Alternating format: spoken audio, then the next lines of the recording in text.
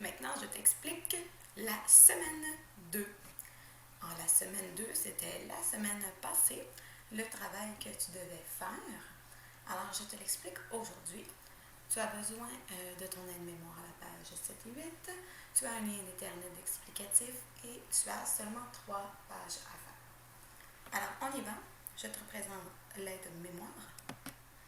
Alors, dans l'aide-mémoire à la page 7, tu as seulement besoin de ce qui est ici.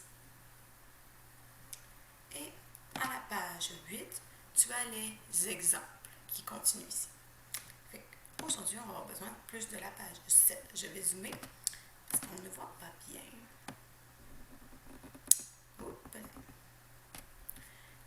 Ça ici.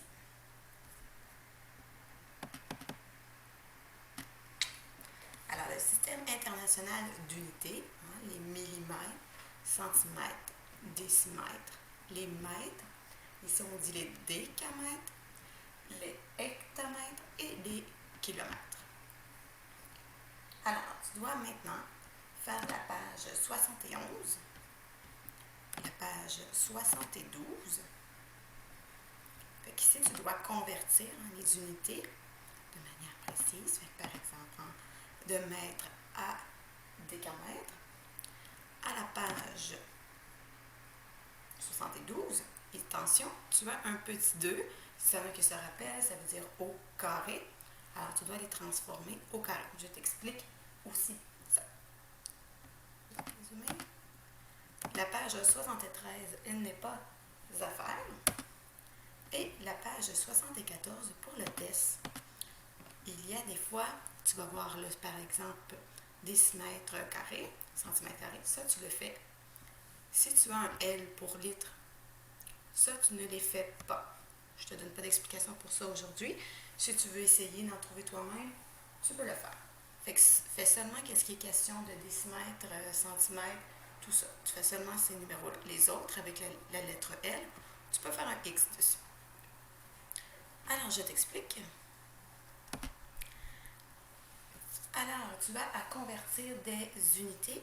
Alors, le page 71, le numéro A, je l'ai écrit ici.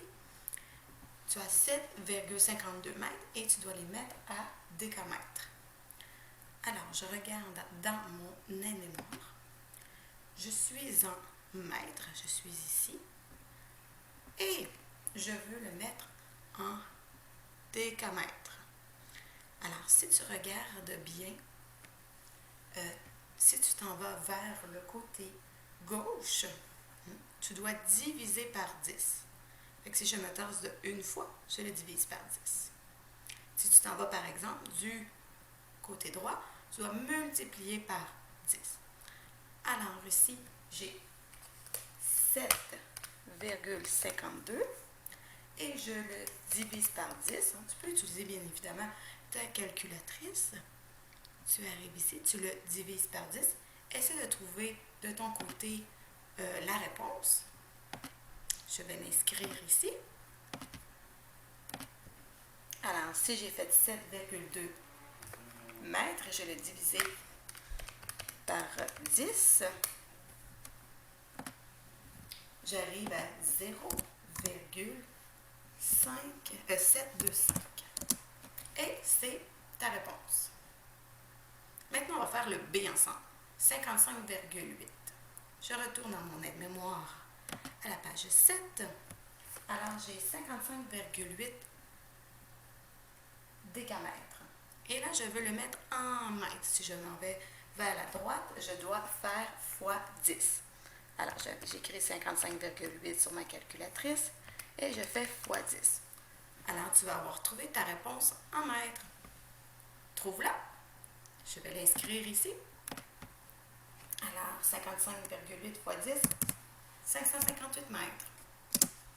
Alors, je pense que tu as bien compris. Je ne ferai pas l'exemple C avec toi. Alors, ça, c'est la page 71. Tu es capable de la faire. N'oublie pas d'aller toujours vérifier avec ton aide-mémoire pour t'aider. Quand il est question de carré, ça veut dire que c'est l'air, c'est l'unité de l'air. Tu peux aller, je te conseille d'aller dans Allo Prof. Je t'ai envoyé un lien. Tu as les explications de l'unité de conversion d'air. Alors, c'est la même chose que tout à l'heure. Hein, on divisait par 10 quand on s'en allait vers la gauche et quand on s'en allait vers la droite, on multipliait par 10. Et quand on est au carré, et comme tu peux voir, c'est divisé par 100 et multiplié par 100 quand c'est au carré. Fait que tu as un bel exemple ici.